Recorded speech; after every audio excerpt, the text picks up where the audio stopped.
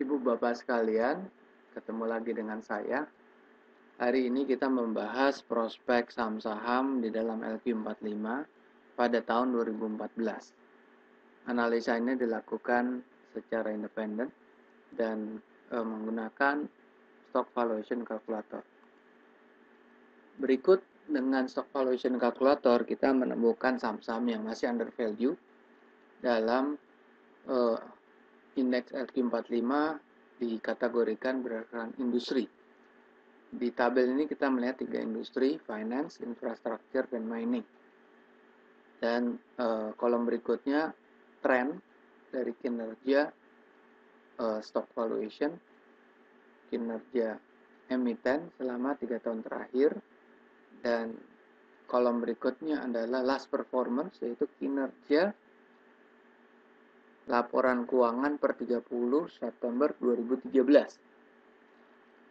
Tren 3 tahun terakhir kita lihat ada yang naik, ada yang turun, ada yang datar. Turunnya juga ada yang tipis, ada yang tajam, begitu juga naiknya. Ada yang naik normal atau naik tajam dan lain sebagainya. Kinerja laporan keuangan per kuartal ketiga juga begitu, ada yang naik, ada yang turun. Berikut kita memilih saham-saham yang kita berikan bintang dari prospek dan dari sisi upside dan downside. Prospek ada yang menarik, ada yang spekulatif. Kalau saham-saham tambang kita lihat semuanya spekulatif karena harga komoditinya masih belum pulih. Sedangkan yang lain seperti finance atau infrastructure menarik jangka panjang, pendeknya bisa spekulatif. Bank Danamon closing price di bawah 4.000, tapi downside-nya yaitu nilai wajar terendahnya di atas harganya, yaitu 5.000. Nanti akan kita bahas berikutnya kenapa Bank Danamon tidak pernah mencapai harga 5.000. Pegas, perusahaan gas negara, kita lihat closingnya 4.400, nilai wajar terendahnya itu 4.600. Harum di coal mining, closingnya 2750, harga terendah itu 4.600, tinggi sekali. Idco yang saham yang baru pulih, kalau nggak salah dari tahun-tahun sebelumnya yang sempat mengalami penurunan tajam, closing harganya di sekitar 22.600, tapi nilai wajar terendahnya 3.500. ITMG di coal mining juga closingnya di bawah 28.000, nilai wajar terendahnya di 29.000. Berikut kita lihat satu persatu bidang bank dengan skala besar.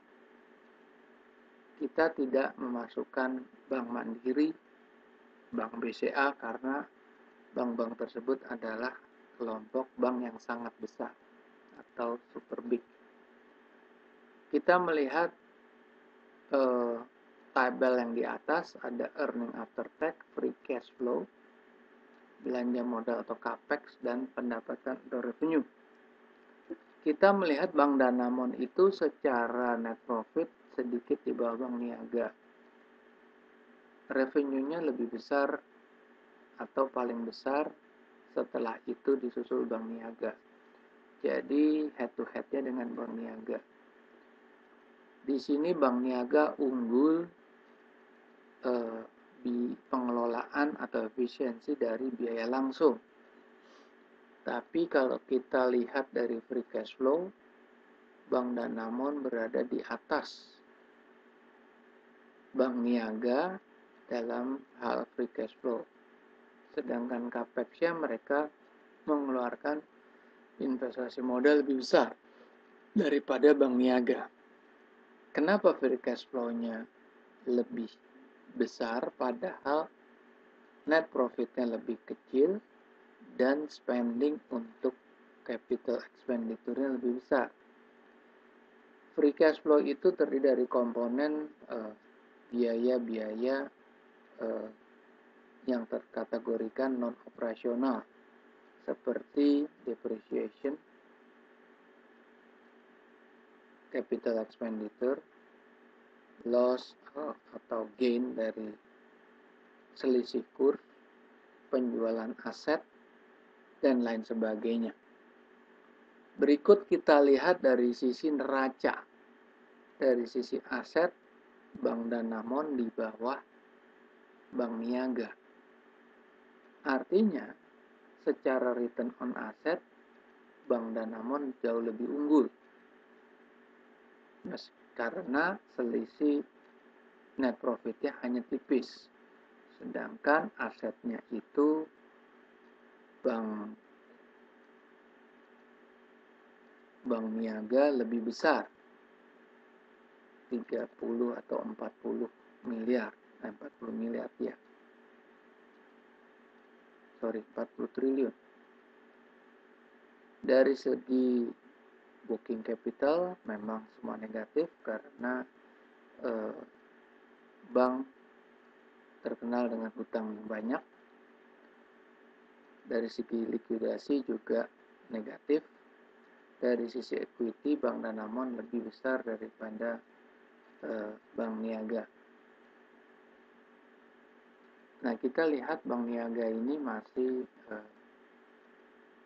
undervalue, sangat undervalue. Ini yang menyebabkan terjadi pembicaraan akuisisi dengan DBS Bank, yang kalau nggak salah kesepakatan tidak tercapai. Ada kemungkinan pemilik Bank Danamon, yaitu Temasek, meminta harga yang terlalu tinggi, yang tidak bisa dipenuhi oleh DBS Bank. Berikut kita lihat sektor energi infrastruktur.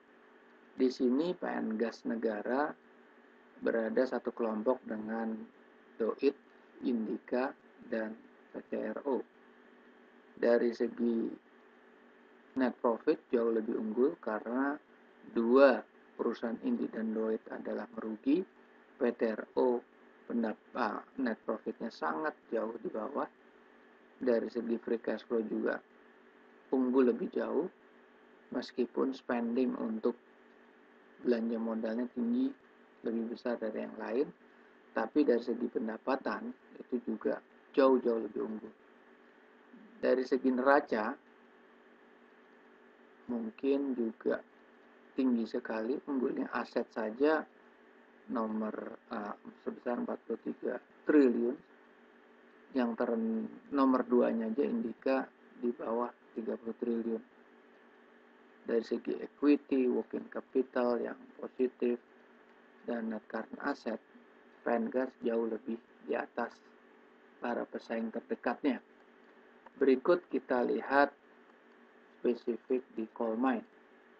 Di sini ada 4 perusahaan yang kita pilih, dan 3 perusahaan itu undervalue.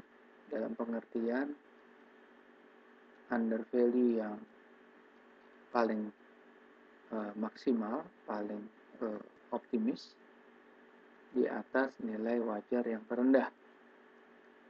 Dari sisi ini kita lihat Harum, ITMG, dan Inco. Itu yang terbesar dari 3 itu adalah ITMG. Dari segi net profit itu sedikit di bawah Adaro. Dari segi free cash flow, ITMG nomor 2 di bawah Adaro dan di atas Inco. Inco di sini kita lihat tidak melakukan ekspansi apapun, dan revenue-nya itu jauh dengan ITMG. Mereka revenue masih di atas Harum Energy, dan earning after tax-nya juga selevel dengan Harum Energy. Hanya Harum Energy free cash flow-nya menurun drastis, kemungkinan biaya non-operasional tinggi sekali. Kalau dari segi neraca kita melihat aset ITMG itu berada di bawah Inco, dan Inco sangat berada di bawah Adaro. Dari segi equity juga Inco ya lebih besar pada ITMG. Dari segi net current asset ITMG lebih besar daripada Inco. Di sini kita lihat Inco working capitalnya paling besar. Sebetulnya Inco ini memiliki leverage yang tinggi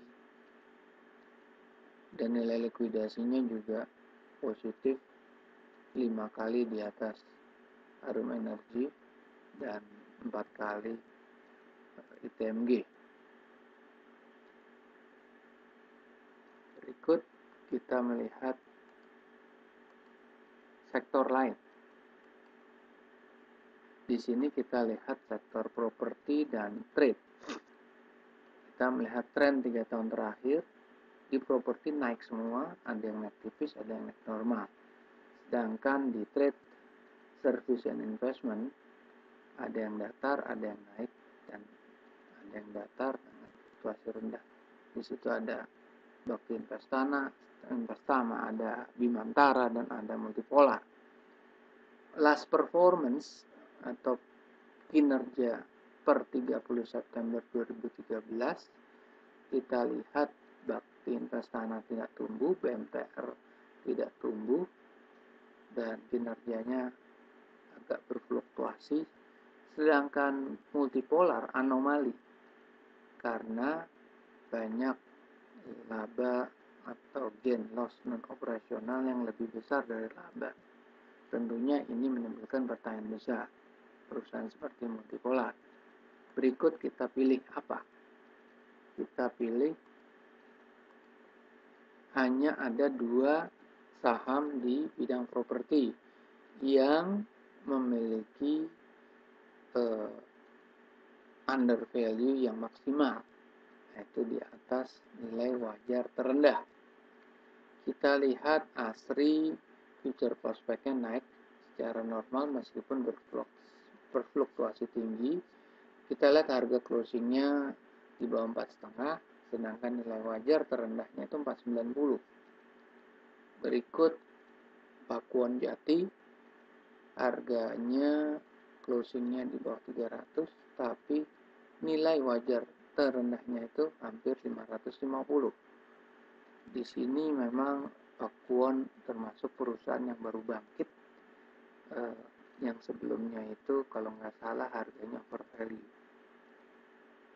Berikut kita lihat sektor industri, properti, dan real estate. Ini ada banyak sekali list daripada saham karena kita meranking berdasarkan aset yang melebihi 5 triliun. Di sini ASRI asetnya termasuk skala menengah 14 triliun, sedangkan yang tertinggi Lipo Cikarang atau Lipo Karawaci itu 31 triliun. Sedangkan Pakuwon itu di bawah 10 triliun. Dari sisi net current asset, Pakuwon melampaui daripada ASRI. Dari segi working capital, ASRI negatif atau defisit, Pakuwon Jati positif 400 miliar. Dari sisi liquidation juga ASRI jauh lebih rendah dibanding dengan Pakuwon. Aset tentunya tadi kita bilang aset ASRI termasuk yang kelas menengah atas.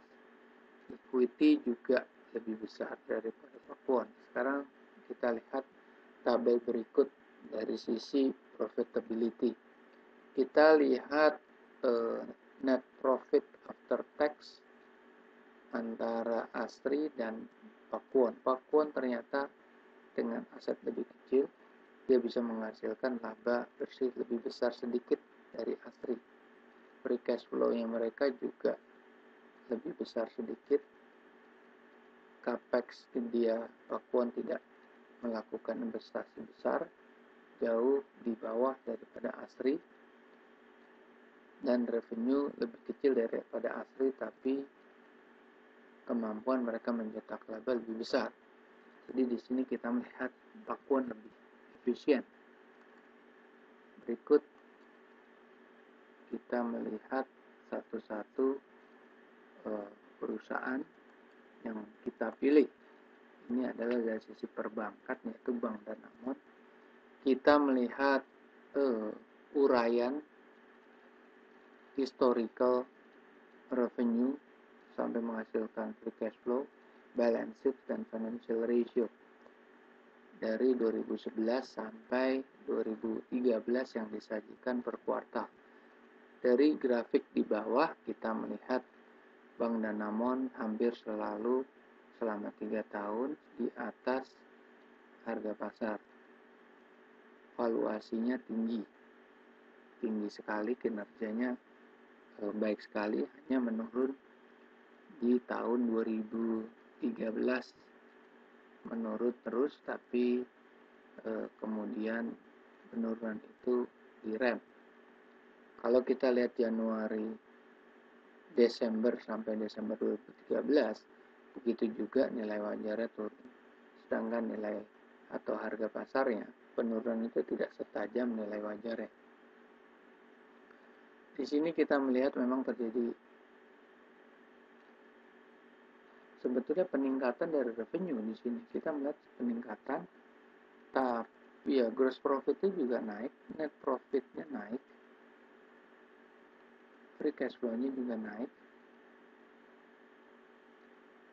net current asset-nya naik, net working capital lebih tinggi, semua lebih tinggi semua. Kalau kita lihat dari rasio keuangan, return equity cukup stabil di level 15-17, gross marginnya juga naik terus. Tahun lalu tuh 33%, sekarang 40%. Profit margin juga naik sedikit dari 2012, di maintain 15% ke 17%. Dividend ratio makin kecil, rasio utang juga bagus, di bawah 1, meskipun di sini pada Q1 2013 terjadi peningkatan, tapi itu kan kinerja sementara yang makin ke depan kinerja itu menjadi makin lebih real. Di sini kita melihat apa yang menyebabkan penurunan. Penurunan itu diakibatkan oleh penurunan karena meningkatnya surat hutang negara yang sangat tajam dari 5,5% sekarang ke 8,5% lebih. Itu peningkatannya itu dimulai kira-kira pada bulan Mei. Berikut kita melihat saham PN Gas yang kita lihat dari grafik bawahnya, itu trennya ya mendatar, menaik sedikit tipis tapi cenderung mendatar.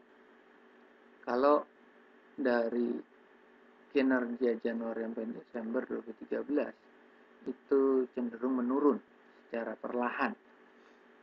Kita melihat secara revenue naik, gross profit naik, net profit naik, semua naik, current asset naik, net working capital naik, dan liquidation value yang tadinya liquidation value-nya turun.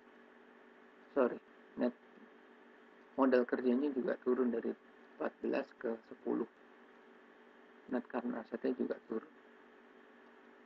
Tapi dari segi profitability-nya mereka naik, lebih kuat daripada tahun sebelumnya.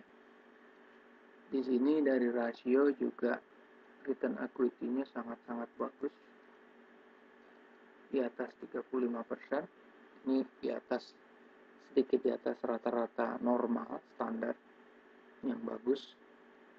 Gross profit-nya juga di maintain di atas 47%, profit margin di atas 30%, dan rasio utangnya di bawah 1%. Jadi memang kelihatan di sini kinerja keuangan dari PN Gas memang sangat baik. Berikut kita melihat saham properti Pakuwon. Di sini kita melihat kenaikan cukup tinggi revenue-nya, dari 2012 ke Q3 2013, gross profit naik, net profit naik ya sangat tajam, hampir 2 kali lipat hampir. Free cash flow juga naik 3 kali, ini luar biasa free cash flow-nya karena gain loss non operating.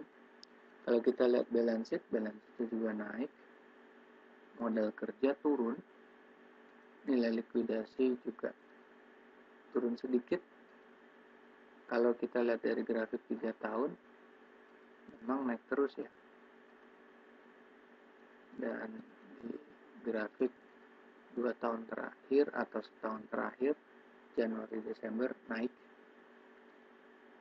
meskipun terjadi pelonjakan dan akhirnya turun lagi, tapi trennya masih naik. Kalau lihat dari rasio utangnya agak besar, di atas 1,3, return on equity-nya bagus, di atas 30, gross margin-nya bagus, di atas 50, profit margin juga sangat besar. Jadi non operating biaya dan income atau biaya terutama ya, rugi dari non operatingnya kecil sekali. Berikut kita melihat saham ASRI. Kita melihat juga kinerjanya, revenue naik dari 2,4 ke 4 triliun, gross profit juga naik, net profit naik, free cash flow juga naik tajam dari 800 ke 1,2 triliun. Dari sisi neraca terjadi penurunan net current asset, modal kerja negatif atau defisit dibanding tahun lalu, liquidation value-nya juga lebih rendah atau defisitnya membesar. Di sini kita lihat bahwa secara profitability ASRI itu sangat baik, sangat meningkat, tapi dari segi neraca mereka mengalami pelemahan, sangat mungkin ada penambahan hutang dan penurunan daripada laba yang ditahan, kemungkinan terjadi peningkatan dividen. Kelihatan tuh peningkatan dividen itu dari 19 atau dari tahun lalu itu 10%, sekarang 25%. Bisa aja itu yang menjadikan bahwa pelemahan di dalam neracanya. Tapi secara profitability-nya sangat bagus. Berikut kita melihat saham mining. Di sini Harum, saham batubara. Grafik 3 tahun terakhir kelihatannya naiknya itu pesat sekali, terus kemudian jatuh, dan kita lihat bahwa di kinerja setahunnya Januari sampai Desember juga terjadi penurunan yang tajam, yang sekarang harganya itu atau nilai wajarnya mendekati harga pasarnya. Sebelumnya nilai wajarnya sangat tinggi. Memang terjadi lonjakan yang tinggi kalau lihat dari growth-nya. Dari tahun 2011 itu naiknya tajam, kemudian 2013 itu turun tajam. Kemungkinan di sini terjadi peningkatan kinerja akibat harga komoditi juga, atau akumulasi daripada profit sebelumnya. Kalau kita lihat daripada revenue masih naik, gross profit turun, net profitnya turun tajam. Net profitnya itu dari 1,4 triliun sekarang cuma 660 miliar. Dari segi free cash flow juga turun jadi setengahnya, dari 1,4 jadi 700-an. Dari segi neraca membaik, net current asset, modal kerja menguat, dan liquidation-nya menaik. Di sini kita lihat bahwa return on equity-nya sebetulnya menurun ya. Tahun 2012 itu 39, sekarang cuma 16%.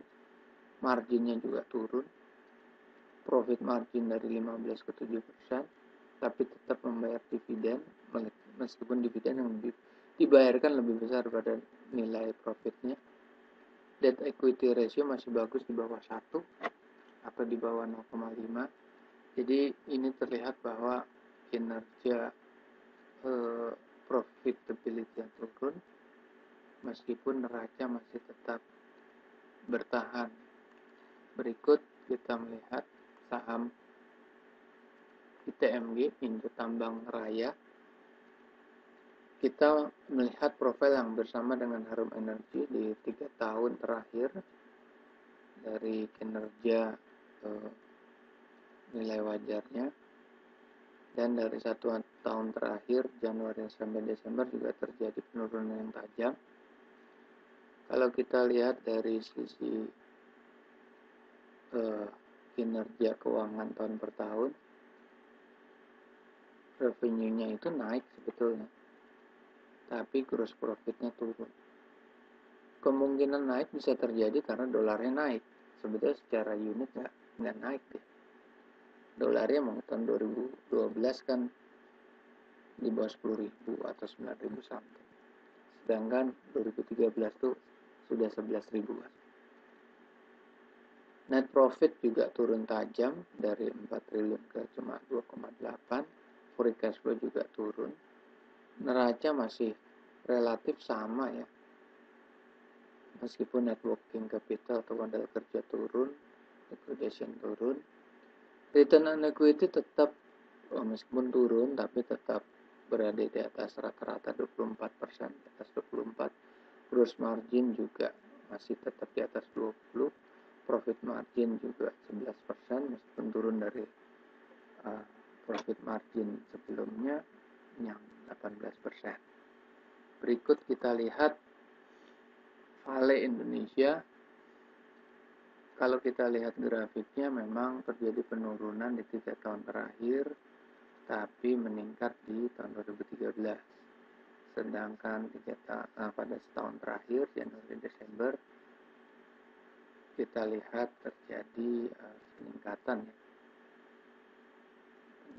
daripada kinerja. Itu kita lihat, kalau kita lihat ke bawah, di situ memang harga itu tetap tapi kinerja naik sehingga under value. Kalau kita lihat memang revenue-nya naik, gross profit naik, net profit naik, free cash flow naik, neraca makin kuat semuanya, cuma utang jangka panjang besar jadi defisitnya membesar. Tapi kalau lihat rasio hutang itu masih tetap di bawah 0,5. Return on equity ini sangat kecil, sebetulnya kurang menarik ya. Gross profitnya itu cukup stabil ya, di sekitar 16-17. Profit marginnya tipis, tahun lalu 7%, sekarang juga 7%. Ini sebetulnya secara bisnis masih kurang menarik karena rasio keuangannya sangat minim. Baik, Ibu Bapak sekalian, sampai jumpa lagi di lain kesempatan. Terima kasih.